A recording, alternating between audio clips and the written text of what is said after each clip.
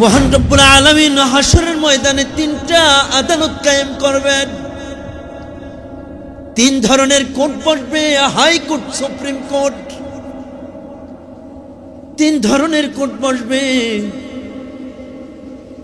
আল্লাহ রব্বুল আলামিন তিন ধরনের কোর্ট বসাইবেন। মুসনাদে আহমদে আসছে, নবীজি সাল্লাল্লাহু আলাইহি ওয়াসাল্লাম বলেন, প্রথম কোর্টে মুমিন এবং কাফেরদের মাঝে পার্থক্য হয়ে যাবে। এই চারটা জিনিস যদি ঠিক থাকে, সে দুনিয়াতে সবচেয়ে শ্রেষ্ঠ আর আখিরাতে সবচেয়ে সম্মানিত। বলেন সুবহানাল্লাহ। এক নম্বর কি? আকীদা বলতে ঈমান। দ্বিতীয় নাম্বার হলো মুআমালাত। দ্বিতীয় নাম্বার কি? মুআমালাত। নিজের ব্যক্তির সম্পর্কে, ব্যক্তির সাথে সংশ্লিষ্ট যে লেনদেনগুলো আছে ওগুলা যদি সুন্দর থাকে। তৃতীয় নাম্বার হলো মুআশারাত। মুআশারাত বলতে সামাজিকতা, সমাজের কোনো মানুষ আমার দ্বারা কোনো প্রকার কষ্ট পায় না। চার নাম্বার হলো আখলাক, মানুষের চরিত্র। যারা মুমিন তাদেরকে সেপারেট করে দেওয়া হবে, যারা কাফের তাদের থেকে তাদেরকে আলাদা করে দেওয়া হবে। وعد الله الذين آمنوا وعملوا الصالحات لهم جنات تجري من تحتها الأنهار। আল্লাহ রব্বুল আলামিন প্রতিশ্রুতি নিয়েছেন, যারা ঈমান আনবে, যারা মুসলমান হবে, আল্লাহ তাদেরকে জান্নাত দান করবেন। বলেন সুবহানাল্লাহ। وعد الله المنافقين والمنافقات والكفار نار جهنم। আল্লাহ রাব্বুল আলামিন প্রতিশ্রুতি গ্রহণ করেছেন, যারা মুনাফিক হবে, যারা আল্লাহকে অস্বীকার করবে, যারা কাফের হবে, আল্লাহ রাব্বুল আলামিন তাদেরকে জাহান্নামের আসামি বানিয়ে ফেলবেন। বলেন নাউজুবিল্লাহ। তাহলে প্রথম পার্লামেন্ট, প্রথম বিচার বিভাগে মুমিন এবং কাফেররা পৃথক হয়ে যাবে।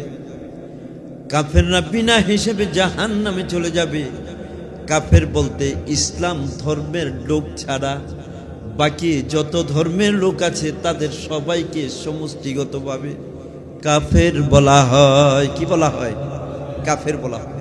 চাই সে হিন্দু হোক, খ্রিস্টান হোক, বৌদ্ধ হোক, নাসারা হোক, অগ্নি পূজারী হোক, মূর্তি পূজারী হোক, 33 কোটি দেবতার বিশ্বাসী হোক, তাদের সবাইকে কি বলা হয়? কাফের বলা হয়। কাফের জাহান্নামে চলে যায়। এরপরে মুসলমানদের দ্বিতীয় বিচার বিভাগ কায়েম হয়ে যাবে। ওই বিচার বিভাগে বান্দার হক সংক্রান্ত বিচার হবে। কিসের বিচার হবে ভাই? বান্দার হক সংক্রান্ত বিচার হয়ে যাবে। দুনিয়ার বুকে কে কি পরিমাণ হক নষ্ট করেছিলা, কে কার দোকান থেকে বাকি খেয়েছিলা, কে কার কাছ থেকে টাকা হাওলাত নিয়ে আইনা দেও নাই, কে কোন ব্যাংক থেকে লোন আইনা হারায় গেছো,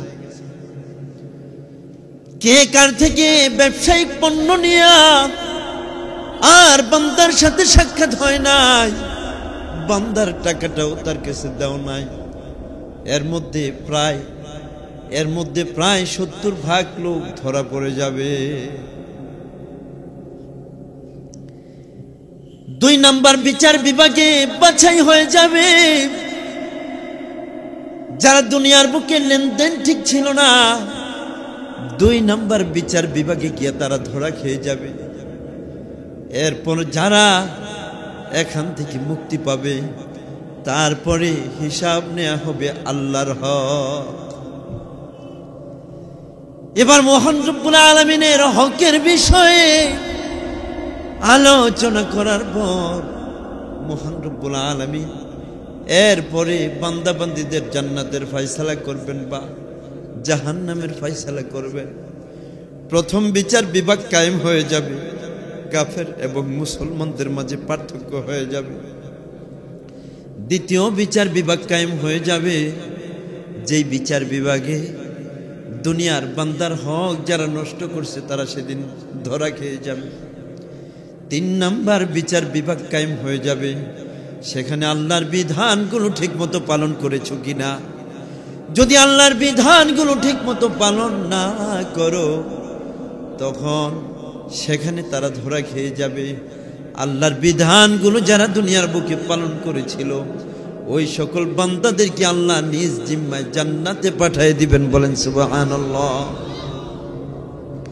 এটাই মহান রব্বুল আলামিন কুরআনুল কারীমের সূরাতুল ফাতিরের 18 নম্বর আয়াতে কারিমায় ঘোষণা করেন, ওয়ালা তাজিরু ওয়াজিরাতুম ওয়িজরা উখরা ওয়া ইন তাদউ মুসকালাতুন ইলা হিমলিহা লা ইউহমাল মিনহু শাইউন ওয়ালাউ কানা যা কুরবা।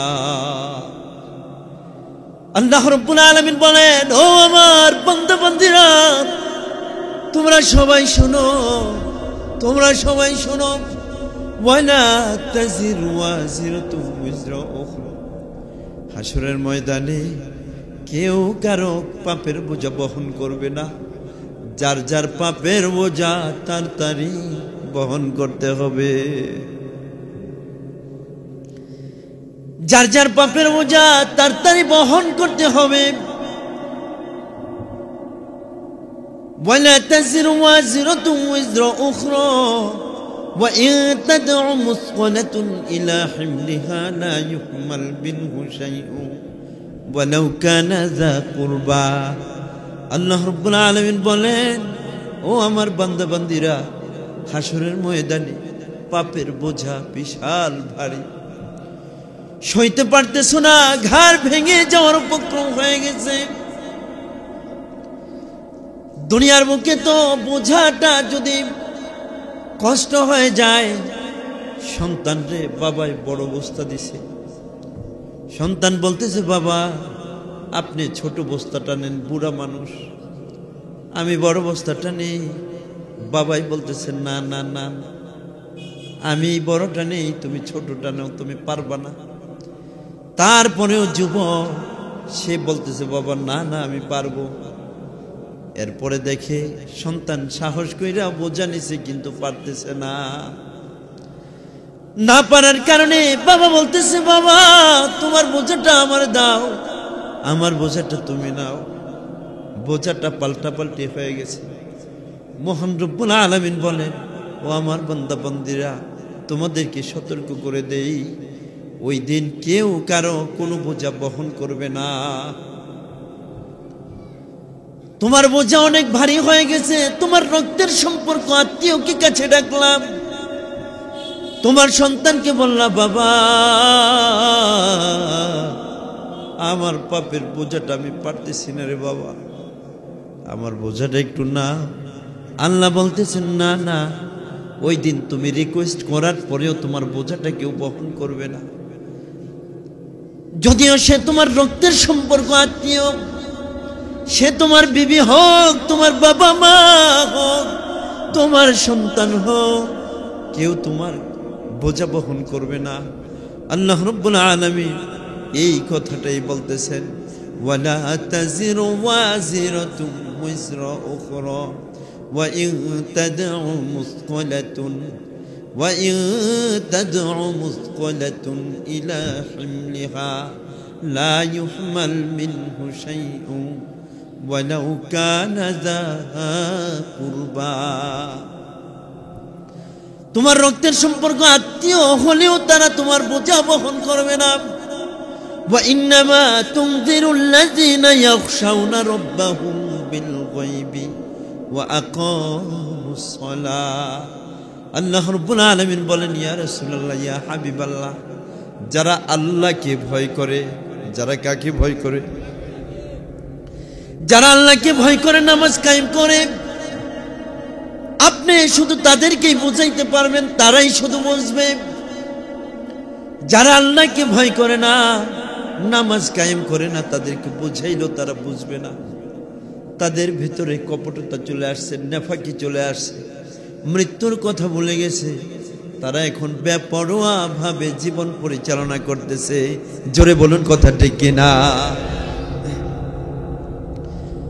ওয়া ইন্নামা তুনজিরু ওয়া ইন্নামা তুনজিরুল্লাযীনা ইয়াখশাউনা রাব্বাহুম বিল গায়বি ওয়া আকামুস সালাহ ওয়া মান তাযাক্কা ফাইন্নামা ইয়াতাযাক্কা লিনাফসি। আল্লাহ বলতেছেন, যেই ব্যক্তি পবিত্রতা অর্জন করলো সে যেন তার নিজের জন্যই পবিত্র হয়ে গেল।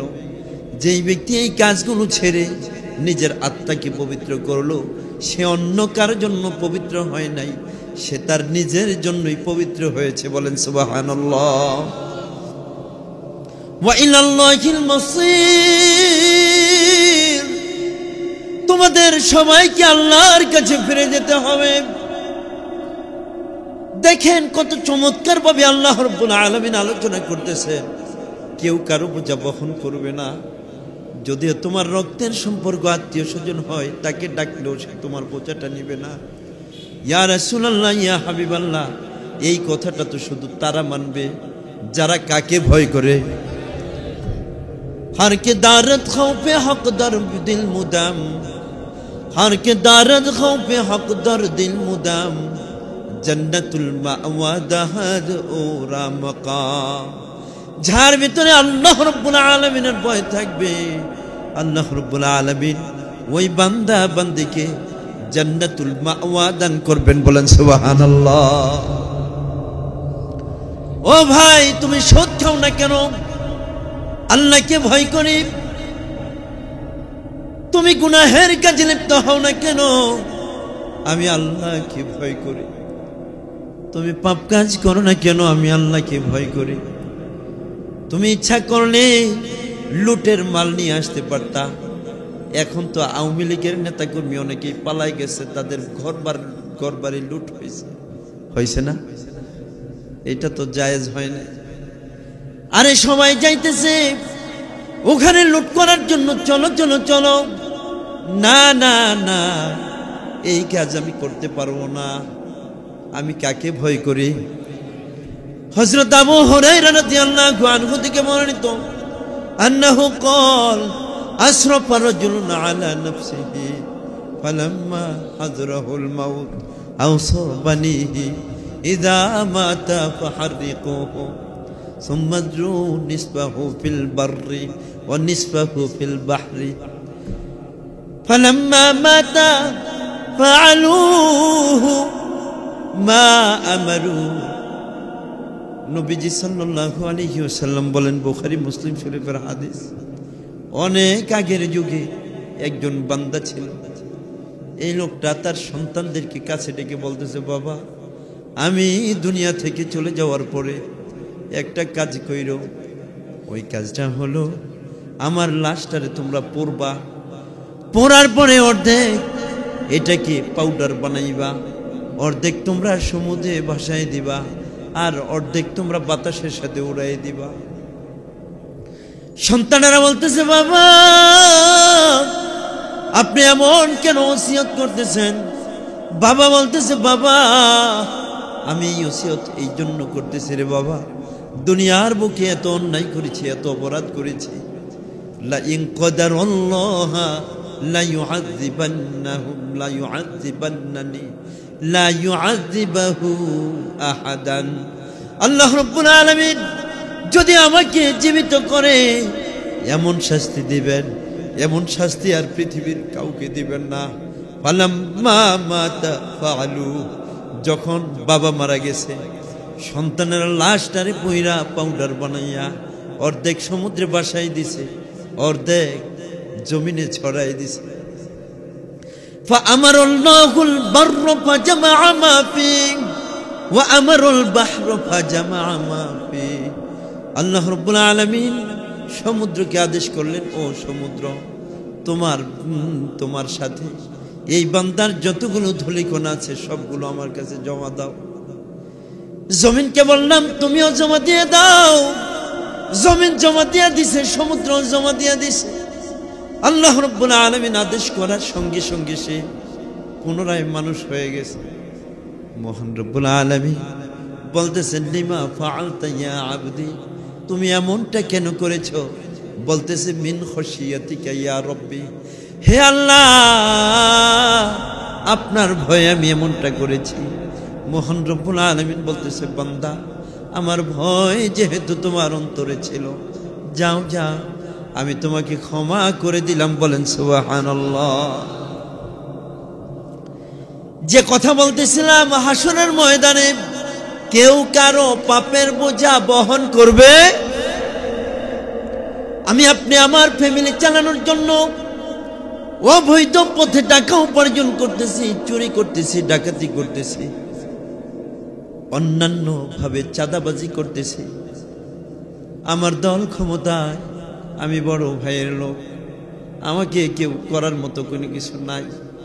সমাজে এমন লোক আছে কিনা, এরা দ্বিতীয় ধাপে গিয়া যেই আদালত বসবে বান্দার হক নষ্ট করার জন্য, ওই ধাপে গিয়া তারা ধরা পড়ে যাবে। একজন বান্দা মহান রব্বুল আলামিনের দরবারে তার ব্যাপারে নালিশ করবে, বিচার দিবে, মামলা দায়ের করবে। ওই দিন কিন্তু কারো কোনো পাওয়ার থাকবে না। জোরে বলুন কথা ঠিক কিনা? সব পাওয়ার কার থাকবে? নবীজি সাল্লাল্লাহু আলাইহি ওয়াসাল্লাম ঋণগ্রস্ত ব্যক্তির জানাজার নামাজ আদায় করতেন না। বুখারী এবং মুসলিম শরীফের হাদিস। আন সালমা ইবনে আকওয়া রাদিয়াল্লাহু আনহু আন্নাহু ক্বাল বাইনামা নাহনু ইনদা রাসূলিল্লাহি সাল্লাল্লাহু আলাইহি ওয়াসাল্লাম ইয উতিয়া বিজানাজাতিন فقالوا صل عليها يا رسول الله فقال النبي صلى الله عليه وسلم هل عليه دين قالوا لا هل ترك شيئا قالوا لا فصلى عليه ثم أتي بجنازة أخرى فقالوا صل عليها يا رسول الله فقال النبي صلى الله عليه وسلم هل عليه دين قالوا نعم قال هل ترك شيئا قالوا نعم 3 دنانير فصلى عليه ثم أتي بجنازة أخرى فقالوا صل عليها فقال النبي صلى الله عليه وسلم هل عليه دين قالوا نعم قال هل ترك شيئا قالوا لا قال صل على صاحبكم فقال أبو قتادة دينه علي يا رسول الله فصلى عليه বুখারী এবং মুসলিম শরীফের হাদিস। ও ভাই, চিন্তা ভাবনা করে হায়াতি জিন্দেগি তো শেষ হয়ে যাইতেছে, সময় কিন্তু আস্তে আস্তে শেষ হয়ে যাইতেছে। কথা ঠিক কিনা? সময় কিন্তু আস্তে আস্তে শেষ হয়ে যায়। এখন এমন একটা জমানা চলে আসছে, ভালো মানুষ চলাফেরা করতেছে, একেবারে টকবকে যুবক, হঠাৎ করে খবর আসছে যুবকটা দুনিয়া থেকে চলে গেছে। এমন হইতেছে কিনা? আকস্মিক মৃত্যু হয়ে যেতেছে। নবীজি সাল্লাল্লাহু আলাইহি ওয়াসাল্লামের দরবারে জানাজা এসে উপস্থিত। আল্লাহর রাসূল জানাজা পড়ানোর আগে বলতেন, হাল আলাইহি দাইনুন, লোকটা ঋণগ্রস্ত নাকি, তার কাছে মানুষ টাকা পাইবে নাকি? তার আত্মীয় স্বজন যদি বলতো ইয়া রাসূলুল্লাহ, হ্যাঁ টাকা পাইতেন। প্রথম জানাজা উপস্থিত, বলতেছেন লা, সে ঋণগ্রস্ত না। হাল তারুকা শাইআন, তার কোনো সম্পদ আছে কিনা? বলতেছেন ইয়া রাসূলুল্লাহ, লোকটা অত্যন্ত গরীব ছিল, দুনিয়ার বুকে তার কোনো সম্পদ নাই। আল্লাহর রাসূল সঙ্গে সঙ্গে তার জানাজা পড়ায় দিলেন। দ্বিতীয়বার আরেকজন আসছে, নবীজি জানাজার নামাজ উপস্থিত হইলেই বলতেন সে কি ঋণগ্রস্ত কিনা, তার কাছে মানুষ টাকা পাইবে নাকি? তারা বললেন লা ইয়া রাসূলুল্লাহ। বললেন নাম, হ্যাঁ টাকা পাইবে। আল্লাহর রাসূল বললেন হাল তারকা শাইআন, ঋণ পরিশোধ করার মতো সম্পদ আছে নাকি? বলতেছেন নাম। ইয়া রাসূলুল্লাহ, ঋণ পরিশোধ করার মতো সম্পদ আছে, আমরা ঋণ পরিশোধ করে দেব। নবীজি সাল্লাল্লাহু আলাইহি ওয়াসাল্লাম জানাজা পড়ায় দিলেন। কিছুদিন পরে আরেকজন লোক মারা গেল। আল্লাহর রাসূল বললেন হাল আলাইহি দাইনুন, লোকটা কি ঋণগ্রস্ত নাকি? বলতেছেন নাম।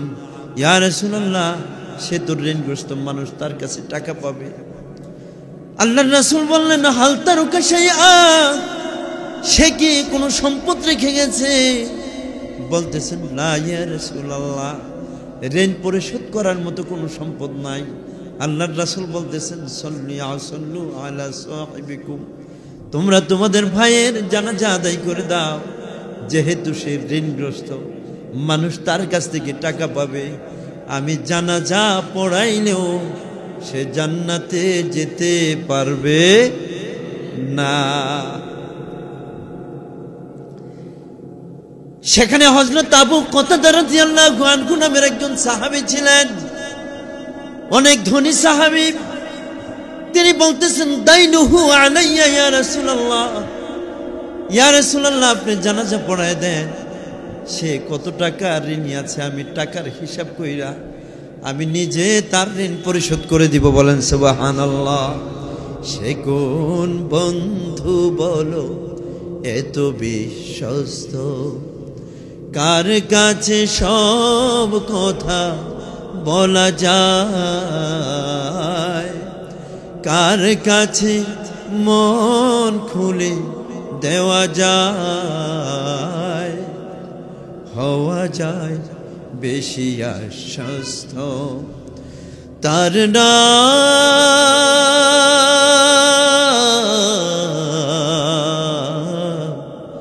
আহমদ, বড় বিশ্বস্ত আহমদ, বড় বিশ্বস্ত। যেজন কখনো ব্যথা দিতে জানে না, যেজনকে বলি মুছে দেয় বেদনা, যেজন কখনো ব্যথা দিতে জানে না, যেজনকে বলি মুছে দেয় বেদনা, হৃদয়ে রাঙিনায় আপন করে নিতে আর কার মন এত প্রশস্ত, তার নাম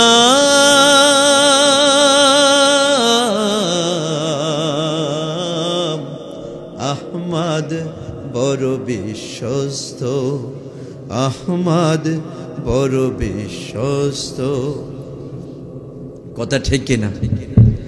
নবীজি সাল্লাল্লাহু আলাইহি ওয়াসাল্লাম সব কিছু সাহাবায়ে কিরামদেরকে শিখিয়ে দিলেন, তোমরা এভাবে জীবন পরিচালনা করবা, তোমাদের জীবন পরিচালনার ক্ষেত্রে কোনো প্রকার যেন ত্রুটি না হয়।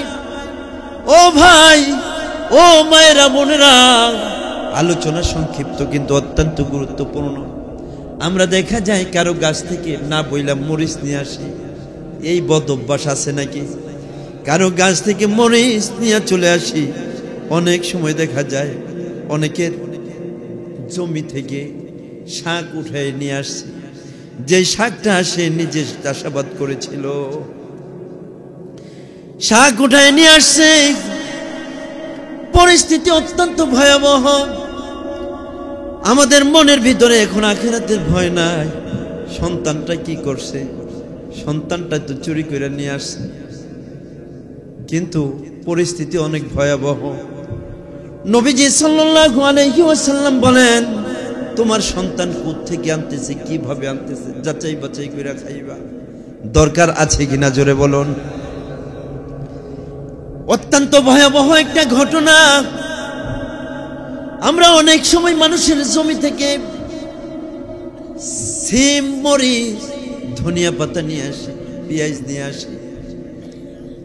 অনেকে বাড়ির পাশে মরিচ লাগাইছে, চমৎকার মরিচ হয়েছে, তারা ঘুমাই রয়েছে, সকালবেলা দেখা যায় মরিচগুলো নাই। আছে নাকি এমনের? আম গাছের নিচে পড়ে আছে, না বলে নিয়ে আসলাম, লেচু টোকায়া নিয়ে আসলাম, আমার সন্তান পাইরা নিয়ে আসছে। আমি কখনো সন্তানরে জিজ্ঞাসা করি নাই, একটা থাপ্পড়ও দেই নাই, কেন আনছো? অনেক সময় দেখা যায় ক্ষুদ্র ব্যবসায়ী ভাইরে, আলোচনা যদিও স্বাভাবিক কিন্তু অত্যন্ত গুরুত্বপূর্ণ আলোচনা। ক্ষুদ্র ব্যবসায়ী টুকরিতে করে বাদাম বেচে, তার কাছে যাই 2টা বাদাম নিয়ে আসে। দেখা যায় 10 টাকার বাদাম নিলে মাত্র 10টা দেয়া হয়। কিন্তু 5 জন লোক 10টা বাদাম না বইলেই খাইয়ে ফেলছে, কথা ঠিক কিনা? জালমুড়ি বিক্রি করে এই লোকটার কাছে গিয়া প্রথম বলতেছে, ভাই 5 টাকার মুড়ি দাও। 5 টাকার মুড়ি দিতে দিতে সে 10 টাকার মুড়ি খাইয়ে ফেলাইছে, আছে কিনা? আঙ্গুরের দোকানে গেলাম, যাওয়ার পরে কয়েকটা আঙ্গুর খাইয়া বলতেছে, ভাই দাম কত? 500 টাকা কেজি। আরে এত দাম নিব না, খাইয়া চলে আসছে নি। আম কেনার জন্য গেছে, বলতেছে আম দেখি ভাই, রূপালী আম 200 টাকা কেজি। একটা আম সিল্লা খাইয়া ফলাইছে, খাইয়া বলতেছে, ভাই দাম কত? বলতেছে 150 টাকা। আরে এত দাম নিব না, আছে কিনা ভাই? ও ভাই, হাই হাই হাই হাই, এই বদ্ধ অভ্যাসের কারণে বাদামওয়ালার বাদাম খাওয়ার কারণে আইকা যাবে, ও মরিচওয়ালার মরিচ খাওয়ার কারণে ধরা পড়ে যাবে, আমওয়ালার আম খাওয়ার কারণে ধরা পড়ে যাবে, আঙ্গুরওয়ালার আঙ্গুর খাওয়ার কারণে ধরা পড়ে যাবে। যে যা কামাই করতেছে এগুলার পাপের বোঝা কি বলছিলাম কেউ বহন করবে? নিজেরটা নিজেই বহন করবে। ফিলিস্তিনে অবস্থিত কুব্বাতুস সখর একটা মসজিদ আছে। মালিক ইবনে দিনার রাহমাতুল্লাহি আলাইহি একজন প্রখ্যাত বুজুর্গ ছিলেন। তিনি লক্ষ লক্ষ মানুষকে দিনের দাওয়াত দিয়া কাফের দিকে মুসলমান বানাইছে, বলেন সুবহানাল্লাহ। আপনারা মনে করেন কি লোকটা কি কামেল নাকি? কি লোকটা কামেল না? একজন প্রখ্যাত বুজুর্গ ছিলেন, কাফের মুশরিকদেরকে মুলায়ম ভাষায় দাওয়াত করতেন। দাওয়াত করলেই তার দাওয়াত গ্রহণ করে কালেমা পড়ে মুসলমান হয়ে যেত মালিক ইবনে দিনার রাহমাতুল্লাহি আলাইহি। উনি কুব্বাতুস সখর, দিনের বেলা মানুষ ইবাদত বন্দেগী করে, রাতের বেলা ফেরেশতারা সেখানে নেমে ইবাদত করে, মানুষকে সেখানে থাকতে দেয় না। যেই দারোয়ান আছে, যেই মসজিদের খাদেম আছে, ওই খাদেম সন্ধ্যার আগেই মসজিদের ভিতরে ঘোষণা করে দেয়, ও কে আছো তোমরা বের হয়ে যাও, দরজা আটকায় দিব। মালিক ইবনে দিনার রাহমাতুল্লাহি আলাইহি উনি চিন্তা করতেছেন, আজ রাতে আমি ঘুমাবো না, ফেরেশতাদের সাথে আমি ইবাদত বন্দেগী করব। মালিক ইবনে দিনার রাহমাতুল্লাহি আলাইহি আত্মগোপন কইরা সেখানে রয়ে গেলেন। দারোয়ান মসজিদের খাদেম দরজা বাহির দিয়ে আটকাই দিল। তিনি রাত্র জেগে ইবাদত বন্দেগী করতেছেন, তাহাজ্জুদের নামাজ পড়েন। ফেরেশতারা চলে আসছে। মালিক ইবনে দিনার রাহমাতুল্লাহি আলাইহির জীবনীতে আসছে ঘটনাটা। ও ভাই, অত্যন্ত ভয়াবহ ঘটনা। ফেরেশতারা বলে, ও দেখো একজন আদম সন্তান দেখা যায়, তিনি তাদের কথা শুনতেছেন। বলতেছেন, হ্যাঁ লোকটা বড় ভালো। তখন ফেরেশতা বলতেছে, লোকটা ভালো হলে কি হবে? তার তো 1 বছর ধরে আল্লাহর দরবারে ইবাদত বন্দেগী কবুল হয় না। কয় বছর ধরে? 1 বছর ধরে ইবাদত বন্দেগী কবুল হয় না।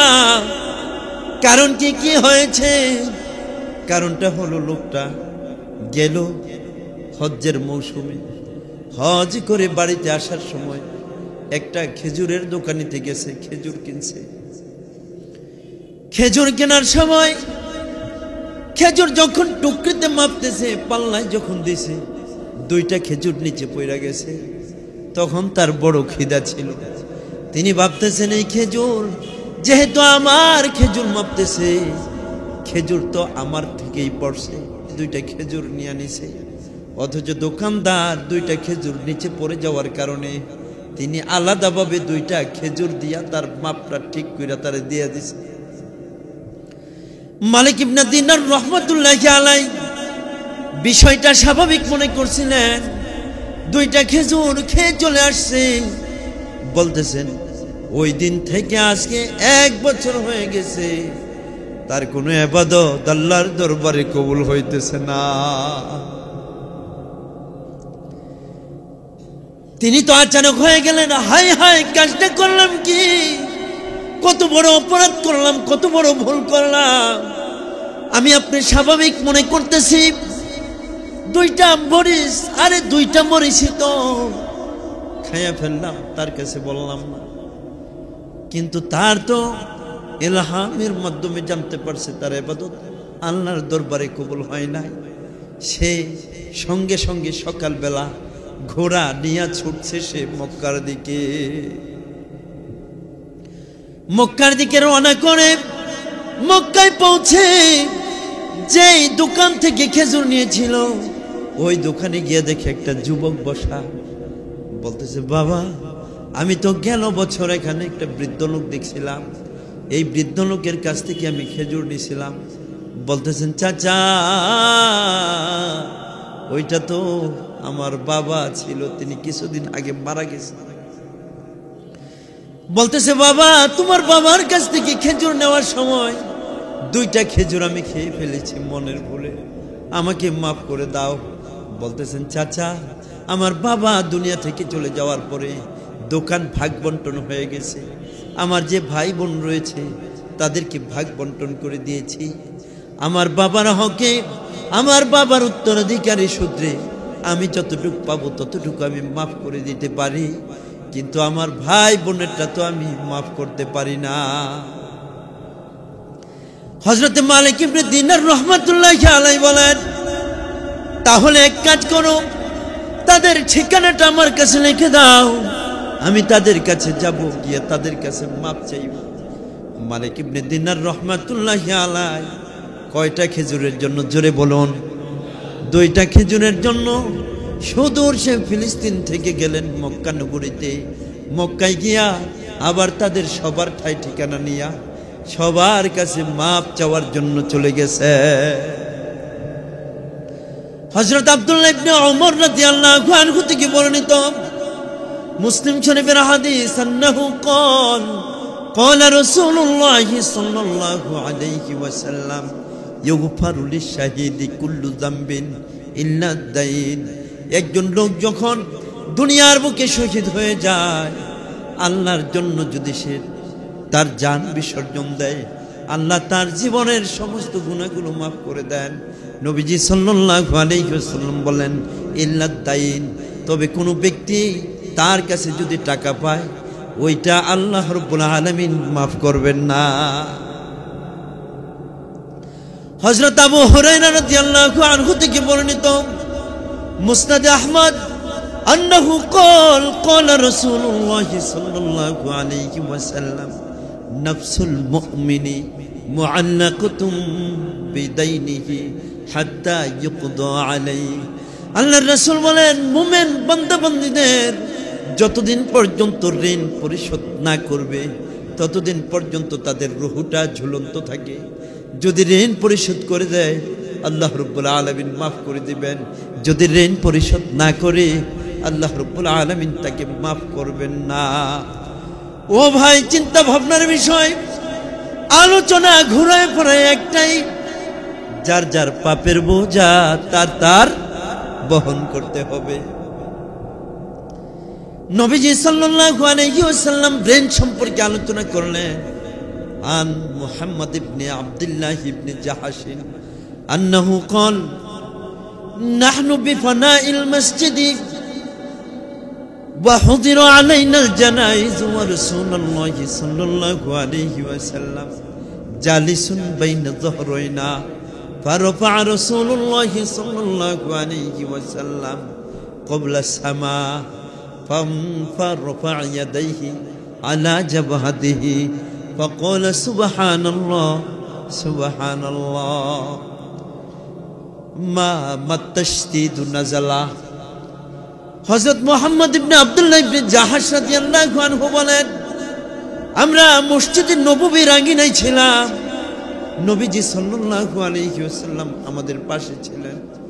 নবীজি সাল্লাল্লাহু আলাইহি ওয়াসাল্লাম হঠাৎ করে আকাশের দিকে তাকাইলেন, তাকায় বলতেছেন, সুবহানাল্লাহ সুবহানাল্লাহ মা নাযালা মিনাত তাশদীদ, কত ভয়ঙ্কর বিষয়ে নাজিল হয়েছে। ফাকালা ফাসাকাতনা ইয়াওমানা ওয়া লাইলাতানা, আমরা সারা দিন কোনো কথা বলি নাই, সারা রাত্র কোনো কথা বলি নাই, দেখি যে ভয়ঙ্কর কোনো কিছু নাই। সকালবেলা নবীজি সাল্লাল্লাহু আলাইহি ওয়াসাল্লামের কাছে আসলাম, এসে বললাম, ইয়া রাসূলুল্লাহ, ইয়া হাবিবাল্লাহ, মা নাযালা মিনাত তাশদীদ, ভয়ঙ্কর কি নাজিল হয়েছে? ফাকালা নবী সাল্লাল্লাহু আলাইহি ওয়াসাল্লাম মিনাদ দাইন, ঋণ সম্পর্কে নাজিল হয়েছে। ফাকালা নবী সাল্লাল্লাহু আলাইহি ওয়াসাল্লাম, ওয়াল্লাযী নাফসু মুহাম্মাদিন বিয়াদি, আল্লাহর রাসূল বলতেছেন, যার হাতে আমার প্রাণ রয়েছে, ওই সত্তার কসম খেয়ে বলতেছি, লাউ কুতিলা ফি সাবিলিল্লাহি সুম্মা আশা, সুম্মা কুতিলা ফি সাবিলিল্লাহি সুম্মা আশা, সুম্মা কুতিলা ফি সাবিলিল্লাহি সুম্মা আশা। আল্লাহর রাসূল বলেন, একজন বান্দা যদি আল্লাহর রাস্তায় শহীদ হয়ে যায়, আবার যদি সে দুনিয়াতে হায়াত পায়, হায়াত পাওয়ার পরে আবার যদি আল্লাহর রাস্তায় শহীদ হয়ে যায়, আবার দুনিয়ার বুকে হায়াত পায়, হায়াত পাওয়ার পরে আবার আল্লাহর রাস্তায় শহীদ হয়ে যায়, এরপরেও ওই লোকটা জান্নাতে যেতে পারবে না যদি ওই লোকটা ঋণগ্রস্ত হয়, তার ঋণ যদি পরিশোধ না করে। ঋণ পরিশোধ না করা পর্যন্ত সে জান্নাতে যেতে পারবে না। বড় পীর আব্দুল কাদের জিলানী রাহমাতুল্লাহি আলাইহির বাবার ঘটনা তো সবার জানা আছে। একটা সেপল খাওয়ার জন্য পেটে বাতে 12 বছর সে গোলামি করেছিল, মাফ নেওয়ার জন্য। জোরে বলুন কথা ঠিক কিনা? ও ভাই, চিন্তা ভাবনা করি না, হায় হায় কাজটা করলাম কি? একটু চিন্তা ভাবনা করলাম না, কার হক নষ্ট করতেছি, কাকে কষ্ট দিতেছি, রাস্তার মধ্যে কার টাকা পয়সা কুড়াইয়া পাইলাম, রাস্তার মধ্যে ছুরি নিয়ে দাঁড়ায় রয়েছে, একজন বিদেশি লোক আসছে, হাইজেক কইরা তার টাকা পয়সা মোবাইল সব কিছু নিয়া। আল্লাহর ভয় আমার ভিতরে নাই, আমি বাড়িতে এসে শুয়ে রয়েছি। জোরে বলুন কথা ঠিক কিনা? এই অবস্থা চলতেছে নি বাংলাদেশে। ওই যে নবীজি সাল্লাল্লাহু আলাইহি ওয়াসাল্লামকে বলতেছেন, ইন্নামা তুনজিরুল্লাযীনা ইয়াখশাউনা রাব্বাহুম বিল গায়বি, যারা আল্লাহকে না দেখে ভয় করে আপনি তাদেরকে ভয় দেখাইতে পারবেন। ওয়া আকামুস সালাহ, এবং যারা নামাজ কায়েম করে আপনি তাদেরকে ভয় দেখাইতে পারবেন। আর কোন ব্যক্তি যদি সংশোধন হয় তাহলে নিজের জন্যই সংশোধন হইল। ইন আহসানতুম আহসানতুম লিআনফুসিকুম ওয়া ইন আসাতুম ফালাহা। আল্লাহ রাব্বুল আলামিন সূরা ইসরার মধ্যে ঘোষণা করেন, যদি তুমি দুনিয়ার বুকে ভালো কাজ করো ওইটা তোমার নিজের জন্যই করলা, আর যদি মন্দ কাজ করো ওইটাও তুমি তোমার নিজের জন্যই করলা। নবীজি সাল্লাল্লাহু আলাইহি ওয়াসাল্লাম বলেন, আন্নাসু মুজজিজুনা বিআমালিহিম, ইন খায়রুন ফাখায়রুন ওয়া ইন শাররুন ফাশাররুন। প্রত্যেক মানুষ প্রতিদান পাবে, উপহার পাবে, উপঢৌকন পাবে, মজুরি পাবে, স্যালারি পাবে। ইন খায়রুন ফাখায়রুন, যদি দুনিয়ার বুকে সে ভালো কাজ করে ভালো প্রতিদান পাবে, আর যদি সে মন্দ কাজ করে তাহলে মন্দ প্রতিদান পাবে। এখন তো অজুহাত, হুজুর সংসার চালাইতে বড় কষ্ট হয়ে যায়। আমি দীর্ঘদিন আগে একটা আলোচনা শুনছিলাম আশচাদ মাদানির কাছ থেকে। তিনি বলতেছেন, হাসরের ময়দানে যারা চুরি করেছিল, যারা ডাকাতি করেছিল, আল্লাহ রাব্বুল আলামিন তাদেরকে ডাকবেন, ও আমার বান্দা তুমি কেন চুরি করেছিলা, কেন তুমি ডাকাতি করেছিলা, কেন তুমি হারাম সম্পদ উপার্জন করেছিলা, কারণটা কি, উদ্দেশ্যটা কি? সে বলবে, রব্বুল আলামিন আমি যেই টাকা বেতন পাইতাম এই টাকা দিয়ে আমার সংসার চালানো কষ্ট হইতো, সেই জন্য আমি চুরি করার মতো অপরাধে লিপ্ত হয়ে গেছি, আমি ডাকাতি করার মতো অপরাধে লিপ্ত হয়ে গেছি, অন্যান্য হারাম মাল উপার্জনে লিপ্ত হয়ে গেছি। আল্লাহ রাব্বুল আলামিন বলবেন, তুমি যে হারাম টাকা পয়সা উপার্জন করতা, এর উপর তোমার বাবা মা, তোমার সন্তান, তোমার বিবি সন্তুষ্ট ছিল নাকি? ও ভাই, অনেকেই দেখা যায় বিদেশ থাকে, আহা অনেক ভয় লাগে। বিদেশ থেকে মালিক তাকে বিশ্বাস করে একটা কোম্পানির ডাইরেক্টর বানিয়ে দিছে। এত কোম্পানির দায়িত্ব পালন করতে গিয়া 60,000 টাকা বেতন পায়, কিন্তু ডাইরেক্ট 60 লাখ টাকা লইয়া পরে। জোরে বলুন কথা ঠিক কিনা? কত কোম্পানির কত মাল সামানা এদিক সেদিক করতেছে। হায় হায় হায় হায়, রাষ্ট্র থেকে বরাদ্দ হয়েছে, রাষ্ট্র থেকে বরাদ্দ হয়েছে, রাস্তা মেরামতের জন্য 2 কোটি টাকা বরাদ্দ হয়েছে। 20 লাখ টাকার কাজ কইরা বাকি টাকা আত্মসাৎ করে ফেলে। জোরে বলুন কথা ঠিক কিনা? ওয়া ইন্নামা তুনজিরু, আল্লাহ রাব্বুল আলামিন বলেন আপনি তাদেরকে ভয় দেখাইতে পারবেন আল্লাযীনা ইয়াখশাউনা রাব্বাহুম বিল গায়ব, যারা মহান রব্বুল আলামিনকে ভয় পায় না দেখা তাদেরকে ভয় দেখাইতে পারবেন। রাষ্ট্রীয় সম্পদ আত্মসাৎ করতেছে, আমানতের খেয়ানত করতেছে, বাজেট সব আত্মসাৎ করে ফেলতেছে। এমন ঘটনা বাংলার জমিনে ঘটতেছে কিনা জোরে বলুন। যে কথা বলতেছিলাম, বান্দা তুমি এমনটা কেন করলে? ও মা, ও বাবা, ও ভাই, ও বোন, খুব ভালো করে শোনো। রাস্তায় টাকা পয়সা পাইলে কুড়ায় নেওয়া যাবে না। যদি দেখা যায় অনেক টাকা এটা কেউ আত্মসাৎ করার সম্ভাবনা আছে, তখন এই টাকাটা নিয়ে আসবেন, নিয়ে এসে মসজিদে মসজিদে আলান দিয়ে দিবেন। এখানে কয়েকটা মাসআলা বলতেছি। মসজিদে মসজিদে আলান দিয়ে দিবেন যে টাকার মালিক সে যদি সঠিক তথ্য দিয়ে নিতে পারে তখন তাকে দিয়ে দিবেন। কিন্তু এখন তো মালিক পাওয়া যাইতেছে, মালিক যদি পাওয়া না যায় তখন এই লোকের নামে মনে মনে নিয়ত করবেন, আল্লাহ এই টাকাটা যার, হ্যাঁ তার নামে এটা দান করে দিলাম, এই সওয়াবটা তার জন্য পৌঁছে দিন। যদি রাস্তায় কোনো কিছু পাই তাহলে এটার বিধান কি নিজে খাইব নাকি দরিদ্রদেরকে দিয়ে দিব? কি পাওয়ার পরেই দিয়ে দিব নাকি ঘোষণার পরে মালিক না পাইলে? ঘোষণার পরে যদি মালিক না পাই। এখন দেখা গেছে মনের ভিতরে অনেক প্রশ্ন জাগে, হুজুর আমি তো ছোট্ট সময় এক লোকের সাথে ব্যবসা করতাম, ওই সময় তো এত কিছু জানি না, এখন তো ভয় ঢুকে গেছে। ওই লোকের বাড়ি কই, তার ঠিকানা কি, মোবাইল নাম্বার ছিল না, কিচ্ছু নাই। ওই লোকের বাড়িও চিনি না, লোকটা আমার কাছ থেকে 2000 টাকা পাবে, এমন লেনদেন হয় না অনেক সময়, কি বলেন? হ্যাঁ 2000 টাকা পাবে, বাকি খাইছে, হঠাৎ করে ব্যবসায়ী চলে গেছে, এখন আর তালাশ করে পাওয়া যাইতেছে না। এই 2000 টাকা তার নামে দান করে দিতে হবে। কার নামে? হ্যাঁ যেই লোকটা আমার কাছ থেকে পাবে। পরিপূর্ণ মাসআলাগুলো এভাবে আমরা খেয়াল রাখব।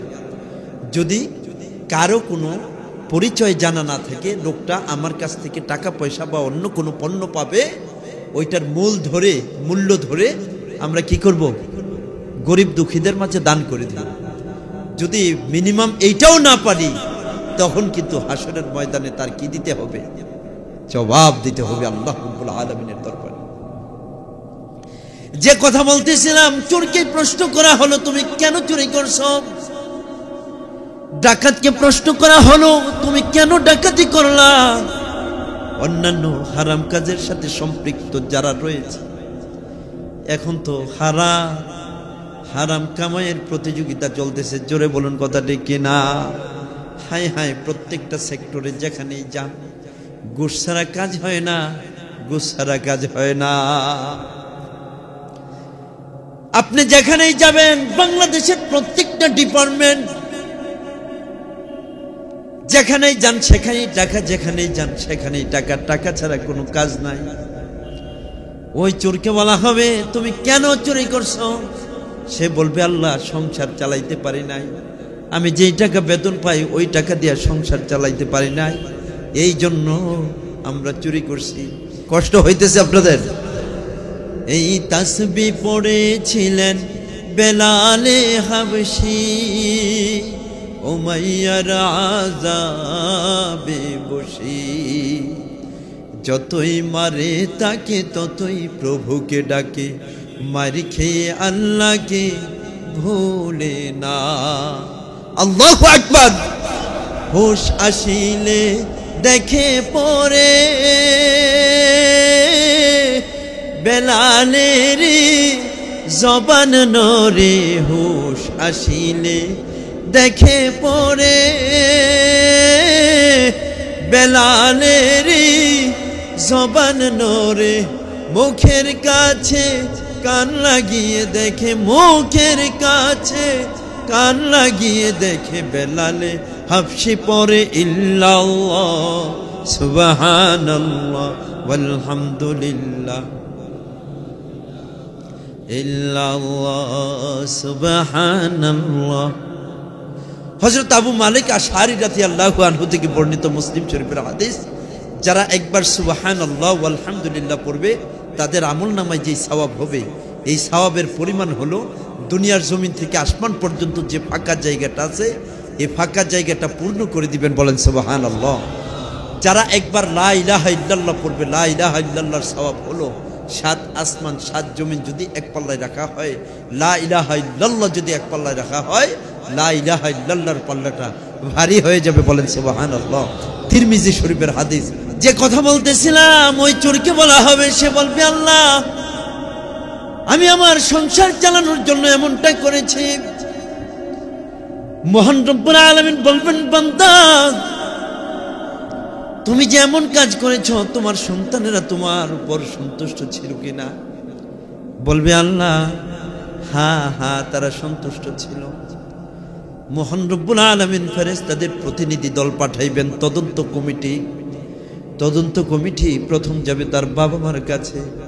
বাবা মার কাছে গিয়ে বলবে তোমার সন্তান তো দুনিয়ার বুকে সংসার চালানোর জন্য চুরি করছে, ডাকাতি করছে, এই ব্যাপারে তোমার মন্তব্য কি? তুমি তার উপর সন্তুষ্ট ছিলে কিনা? তখন ওই চোর ডাকাতের মা বলবে, বাবা বলবে আল্লাহ আমি আমার সন্তানকে কত বুঝাইছি, সে এই কাজ ছাড়ে না, আমরা কোনোদিন তার উপর সন্তুষ্ট ছিলাম না।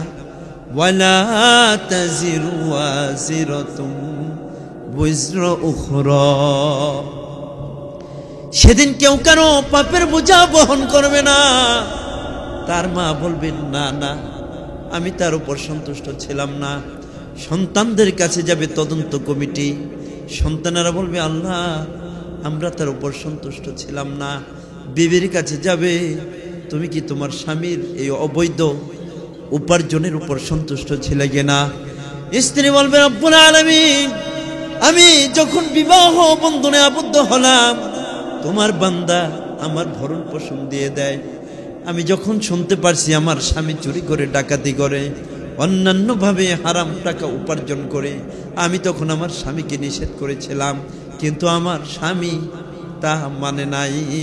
ওয়ালা তাজিরু ওয়াজিরাতুন ওয়িজরা উখরা, সবার রেকর্ড নিয়ে আসবে, রেকর্ড নিয়ে এসে বলবে দেখো তোমার বাবা কি বলে, তোমার মা কি বলে, তোমার সন্তান কি বলতেছে, তোমার মেয়ে কি বলে, ছেলে কি বলে, তোমার বিবি কি বলে। এখন তুমি চিন্তা ভাবনা করে দেখো তুমি যে অপরাধ করেছো, অন্যায় করেছো, এগুলার কোনো দায় বা তোমার স্ত্রী নিবে না, তোমার বাবা মা নিবে না, তোমার ছেলে মেয়ে কেউ নিবে না। তখন সে আফসোস করতে থাকবে হায় হায় কাজটা করলাম কি। रोने के वक्त जब रोया नहीं, रोने के वक्त जब रोया नहीं, वक्त जाने के बाद रोने से कुछ फायदा नहीं, वक्त जाने के बाद रोने से कुछ फायदा नहीं। এখন তো আফসোস করতে থাকবে, আল্লাহকে বলতে থাকবে রব্বি ও আল্লাহ আমাকে দুনিয়ার বুকে পাঠাও, লাআল্লি আ'মালু সালিহা, দুনিয়ার বুকে যাওয়ার পরে আর কখনো চুরি করব না, ডাকাতি করব না, মন্দ কাজ করব না, হারাম ভাবে টাকা পয়সা উপার্জন করব না, হারাম খাবার কখনো খাবো না। আল্লাহ রাব্বুল আলামিনকে বলতে থাকবে আল্লাহ আমাকে আবার দুনিয়ার বুকে পাঠাও। মহান রব্বুল আলামিন বলবেন লা লা, না না, দুনিয়ার বুকে তোমার সময় যা ছিল সব শেষ হয়ে গেছে, এখন দুনিয়াতে যাওয়ার তোমার সুযোগ নাই। জোরে বলুন কথা ঠিক কিনা? ও ভাই, একটু মনটা দিয়ে একটু চিন্তা ভাবনা করবেন। হাই হাই কি করলাম, কিভাবে সময়গুলো কাটাইলাম, কিভাবে পার করলাম, সম্পদগুলো কিভাবে উপার্জন করলাম। নবীজি সাল্লাল্লাহু আলাইহি ওয়াসাল্লাম বলেন, ইযা হুমিলাতিল জানাইজু ফাওকুন নাশি তুরাফরিফুল আরওয়াহু ফাওকুন নাশি। আল্লাহর রাসূল বলেন, যখন মানুষকে খাটিয়াতে চড়াইয়া কবরের দিকে নিয়ে যায়, তখন তার রূহটা অদৃশ্য অবস্থায় লাশের উপরে উঠতে থাকে। ফাতাকুলু ইয়া যাওজাতি ইয়া মান সাকানতুম দিয়ারানা ইয়া আওলাদি ইয়া যাওজাতি ইয়া মান সাকানতুম দিয়ারানা ওয়া আকসামতুম আমওয়ালানা লা তাগুররন্নাকুমুদ দুনিয়া কামা গররতনি ফাইন্নী জামাতুল মালা মিন হালালিন ওয়া হারামিন ফাল মালু লাকুম ওয়াল হিসাবু আলাইয়া।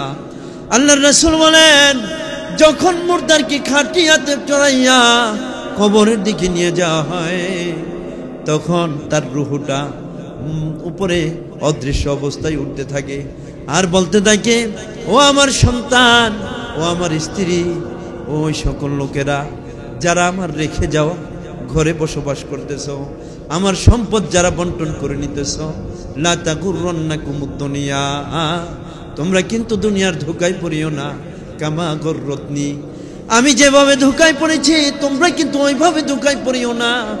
ধোঁকায় পড়ে হালাল হারাম তারতম্য করি নাই, সম্পদ উপার্জন করেছি। ফাল মালু লাকুম ওয়াল হিসাবু আলাইয়া, আজকে সম্পদ সব তোমাদের জন্য রেখে আসলাম, আর হিসাব পাই টু পাই আমার দিতে হবে। জোরে বলুন কথা ঠিক কিনা? ও ভাই, একটু সতর্ক হয়ে যাই, অবৈধ উপার্জন আর কখনো না করি, মানুষের লেনদেন ক্লিয়ার করে থাকি। যারা টাকা পয়সা পাবে সব টাকা পয়সা পরিশোধ করে দেই, যারা আমাদের আচরণে কোনো কষ্ট পায় তাদের কাছ থেকে ক্ষমা চেয়ে নেই। আমি বুখারী শরীফের যে হাদিসটা পড়েছিলাম, এইটার তর্জমা হযরত আবু হুরায়রা রাদিয়াল্লাহু আনহু থেকে বর্ণিত।